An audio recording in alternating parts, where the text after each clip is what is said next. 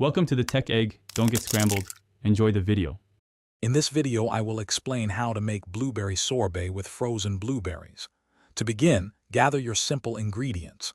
You will need 4 cups of frozen blueberries, 1/2 cup of sugar, and 1/4 cup of water. Don't forget 1 tablespoon of fresh lemon juice. It truly brightens the flavor profile. Making sure your blueberries are completely frozen is key for achieving that perfect, smooth sorbet consistency. Let's get started. Now let's move on to blending.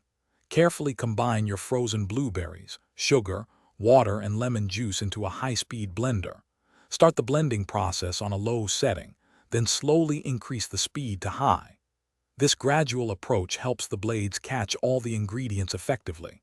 Remember to use a tamper to push everything down towards the blades, ensuring a consistently smooth mixture without any large chunks. This step is crucial for a creamy sorbet. Achieving the perfect texture is next. Continue blending until your mixture is completely smooth and resembles a thick, soft-serve ice cream. If it seems too thick, you can add 1 to 2 tablespoons of water, one at a time, until you reach your desired consistency. Be careful not to overblend, as this can warm the blueberries and lead to an icy sorbet rather than a smooth one. Patience here makes all the difference. Finally, it's time to prepare your sorbet for freezing and then enjoy. Carefully transfer the smooth mixture into a freezer-safe container and gently smooth out the top.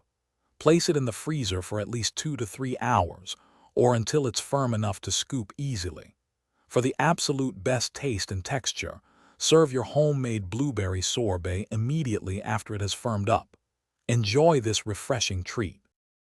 Thanks for watching. Consider subscribing if I helped unscramble your problems.